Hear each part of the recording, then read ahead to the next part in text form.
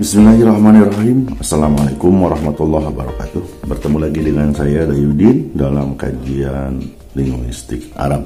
Pada kesempatan kali ini saya akan mencoba berbicara sedikit tentang linguistik kontrastif untuk mengantar perkuliahan atau pemahaman tentang linguistik kontrastif.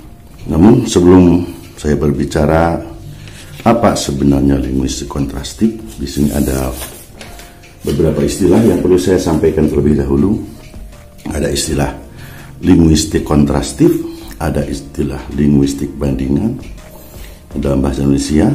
Kemudian di dalam bahasa Inggrisnya ada contrastive linguistics, ada juga komparatif linguistik. Dalam bahasa Arab ada istilah at-taqabul al-lugawi, ada al-muqaranah al-lugawiyah. Nampaknya kalau kemudian kita hubung-hubungkan linguistik kontrastif berhubungan dengan kontrastif linguistik atau kemudian dengan at-taqabul al-lugawi.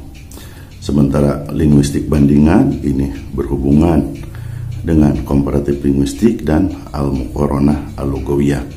Kalau kita lihat memang di sini ada dua. Namun apakah demikian atau tidak? Mari kita lihat pendapat para ahli yang saya Istilah linguistik kontrastif ternyata diambil dari kontrastif linguistik yang kemudian dibalik gitu kan menjadi linguistik kontrastif. Tentang kedua kata ini yaitu linguistik dan kata kontrastif, kata linguistiknya kita sudah tahu yaitu ilmu bahasa atau ilmu yang menjadikan bahasa sebagai objek kajiannya. Sementara kontrastif itu diambil dari bahasa Inggris kontras yang mungkin dalam bahasa Indonesia atau bahasa Sunda saya ambil di sini. Ya, bisa ikan ya, atau menggunakan berlawanan atau mempertentangkan. Sementara kalau komparatif itu bisa kita artikan sebagai perbandingan atau membandingkan kalau dengan di sini. Nah, sehingga ya kalau kita kembali ke sini bahwa ilmu bahasa atau berlawanan atau mempertentangkan, maka linguistik kontrastif yang kemudian saya singkat menjadi lingkon di sini ada sebuah linguistik yang meneliti persamaan dan perbedaan. Ya, persamaan dan perbedaan karena tadi ada perbandingannya. Ya, persamaan dan perbedaan antara dua buah bahasa atau lebih. Ini minimal dua buah bahasa. Ya maksimalnya berapa? Tapi kan tentu kita juga akan sangat terbatas oleh berbagai hal untuk melakukan sebuah penelitian. Nah, maka dari pendapat atau paparan di atas itu ada yang mengatakan bahwa ciri khas dari kontrastif itu perbedaan. Ya, kontrastif atau yang dicarinya adalah perbedaannya. Maksud ini ada persamaan dan perbedaan ya. Sementara menurut pendapat lain bahwa kontrastif itu ciri khasnya adalah kajiannya di perbedaan. Ya. Sementara komparatif itu perbedaan dan persamaannya. Jadi kalau begitu sebenarnya di sini kalau melihat ke sini bukannya linguistik kontrastif tapi linguistik komparatif ya. Bahwa linguistik komparatif yang meneliti persamaan dan perbedaan. Kenapa? Karena memang komparatif persamaan perbedaan. Tapi ya saya masih bisa mempertanggungjawabkan kalau saya mengatakan bahwa lingkon ini memang meneliti persamaan juga perbedaan. Ya. Ini pertama. Ya. Yang kedua bahwa ada yang mengatakan bahwa kalau kontrastif itu penelitiannya terhadap dua buah bahasa yang berbeda rumpun. Sementara kalau komparatif itu yang ditelitinya satu rumpun. Dalam artian tatkala linguistik ini baik kontrastif maupun komparatif meneliti persamaan dan perbedaan antara dua buah bahasa atau lebih ya, itu satu rumpun, maka itu disebut sebagai lingkon ya, atau linguistik komparatif ya. Sementara kalau bahasa yang ditelitinya itu berbeda rumpun, maka itu disebut sebagai linguistik kontrastif. Oke, untuk memudahkan sebagai pemula kita gunakan saja bahwa baik linguistik kontrastif maupun linguistik komparatif ya, itu sebuah ilmu atau sebuah kajian yang berusaha untuk meneliti aspek-aspek persamaan dan aspek-aspek perbedaan antara dua buah bahasa yang berbeda. Jika perbedaan antara dua bahasa itu merupakan bahasa yang satu rumpun seperti bahasa Indonesia misalkan dengan bahasa Sunda dengan bahasa Jawa, maka kita sebut sebagai komparatif. Sementara kalau beda rumpun kita sebut sebagai kontrastif. Ya, itu saja dulu supaya untuk memudahkan bahwa perbedaan antara komparatif dengan kontrastif terdapat pada rumpun bahasanya.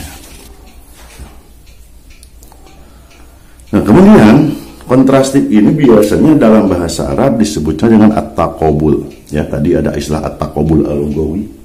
Sementara kalau komparatif itu diistilahkannya dengan al-muqaranah. Al-muqaranah al-lughawiyah dan at-taqabul al-lughawi.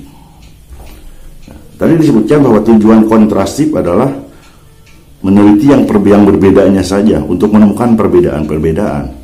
Sementara kalau komparatif ya bukan hanya sekedar perbedaan tapi juga persamaan-persamaannya.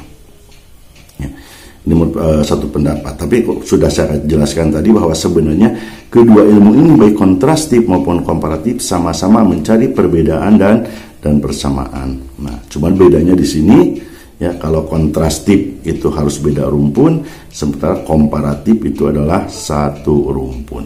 Berkaitan dengan at-taqabul al-lughawi, saya menemukan definisinya di dalam bahasa Arab. Yaqumu ilmul lughah at-taqabul bil muqaranah baina lughataini aw aksar. Ya, jadi tetap dengan cara al-muqaranah dengan komparatif, dengan membandingkan baina lughataini aw aksar antara dua buah bahasa ya atau lebih min a'ilatin lughawiyah wahidah, dari lagi bahasa yang satu rumpun, au a'ilatin lughawiyat mukhtalifah, atau dari berbagai rumpun atau bukan dari satu rumpun, bihadfi dengan tujuan taysiril musykilat al ilmiah ya, untuk mempermudah untuk mencari solusi problematika keilmuan yang muncul inda iltiqai hadhil lughat, tatkala bahasa itu bertemu. Ya, kadang-kadang tatkala bahasa Arab bertemu dengan bahasa Indonesia, nah itu sering penutur bahasa Indonesia menggunakan bahasa Arab dengan konstruksi bahasa Indonesia. Kenapa? Karena yang mungkin dia belum tahu bagaimana sebenarnya karakter dari bahasa Arab itu. Wa ta'limil lughat al-ajamiyah, atau problem itu sering muncul di dalam pengajaran bahasa asing. Nah, saya juga menemukan ada definisi al-muqaranah al-lughawiyah az-zaifah, ya syaklun min ashkali dirasat az-zaifah allati tahdifu ila iqamati rabitin tarhiyah bainal lughat min hilali ibtiradatin sarijah tastahriju aujuh tasyabuh bainahuma. Nah, ini yang saya tekankan di sini, ada istilah di sini. Ada rawabit tarihiyah. Jadi menurut beberapa pendapat bahwa sebenarnya kalau taqabul lughawi, ya, kalau taqabul lughawi tadi saya di depan di awal mengatakan bahwa ciri khasnya itu berbeda rumpun. Ya, sementara kalau komparatif itu satu rumpun. Tapi ada juga di sini lihat taqabul lughawi itu ternyata di sini katakan ailat min ailatin lughah wahidah atau ailatin lughah mutalifah. Ya, di sini tidak dibedakan apakah bahasa itu satu rumpun atau beda rumpun, yang sama rumpun atau beda rumpun. Yang penting asal dengan cara komparasi itu bisa dikatakan sebagai at-taqabul al-lughawi atau ilmu lughah at-taqabuli. Ya, dan dibedakan. Nah, terus apa bedanya dengan muqaranah? Nah, di sini biasanya kalau aspek dalam muqaranah itu ada istilahnya aspek tarikhiyah atau historis atau diakronis. Jadi kalau begitu apa cirinya?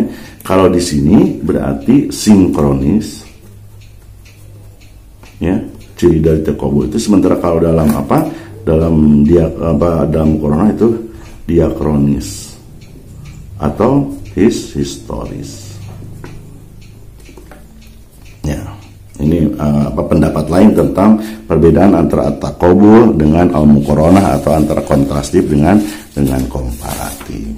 Nah, jadi ada beberapa pendapat yang itu. Maka pendapat mana yang Anda ikuti boleh-boleh saja, karena pada prinsipnya baik itu muqaranah atau taqabul, baik itu muqaranah atau komparatif, baik itu taqabul atau kontrastif, sama-sama membandingkan.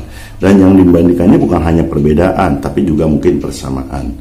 Nah, yang beda nanti yang jadi masalahnya apakah perbedaan dan persamaan itu satu rumpun atau tidak, persamaan itu secara diakronis atau secara sinkronis. Tentu nanti akan selalu berbeda pendapat tentang itu. Anda tinggal sekarang tentukan, oh saya yang dipegang istilah kontrastif atau takobul ini, definisi yang ini, gitu kan. Kemudian kita berbicara apa objeknya, ya. Objek dari linguistik kontrastif ini bisa secara makro, juga bisa secara mikro. Secara mikro tentu kita berbicara tentang fonologi, ya, membandingkan antara bunyi bahasa Arab dengan bahasa Inggris, bahasa Arab dengan bahasa Rusia. Kemudian misalkan morfologi, ya. Morfologi kan kita meneliti morfem dengan kata, bagaimana morfem bahasa Arab, bagaimana morfem bahasa Rusia atau bahasa lain. Kemudian dari segi sintaks, ya boleh, ya, sintaksnya juga bisa dibandingkan, semantiknya juga bisa dibandingkan, pragmatiknya juga bisa dibandingkan, ya. Contoh perbandingan pragmatik, misalkan kalaan berbicara sopan kepada orang Sunda itu seperti apa, tapi kalau Anda berbicara sopan kepada orang Inggris seperti apa, itu dibandingkan oleh kita. Kemudian secara makro, ya, secara makro kita juga bisa, ya, mengadakan pembandingan antara sebuah bahasa dengan bahasa lain, baik dari sosiolinguistiknya, psikolinguistiknya, antropolinguistik dan lain sebagainya. Ya pokoknya yang menjadi objek makrolinguistik itu sebenarnya bisa kita bandingkan dan kemudian itu kita sebut sebagai linguistik kontrastif makro. Akhirnya saya berbicara tentang manfaat atau fungsi dari linguistik kontrastif itu. Untuk apa sih? Ya. Saya melihat ada dua manfaat untuk linguistik kontrastif ini. Ada manfaat praktis, ada manfaat teoritis. Secara praktis, hasil-hasil penelitian atau temuan-temuan yang dihasilkan oleh linguistik kontrastif itu kan sebagai rujukan bahan ajar atau sebagai pembanding memecah masalah dalam kesukaran menggunakan bahasa yang lain. Tapi kebanyakan ini, ya, yang lebih banyak dimanfaatkanlah untuk mempertimbangkan bahan ajar. Nah ini secara praktisnya. Sementara secara teoritisnya, ya tentu hasil-hasil penelitian dari linguistik kontrastif ini melahirkan teori-teori baru, yang kemudian nanti teori itu akan juga melahirkan teori-teori lain sehingga menambah khazanah keilmuan. Saya kira itu saja dulu sedikit tentang linguistik kontrastif yang tentunya nanti akan ada beberapa pendapat yang berbeda. Ya, bagi Anda yang menemukan perbedaan, ketidakjelasan dari apa yang saya sampaikan, silahkan ditulis di komentar bawah ini. Terima kasih atas perhatiannya. Semoga bermanfaat bagi saya dan bagi para pemirsa.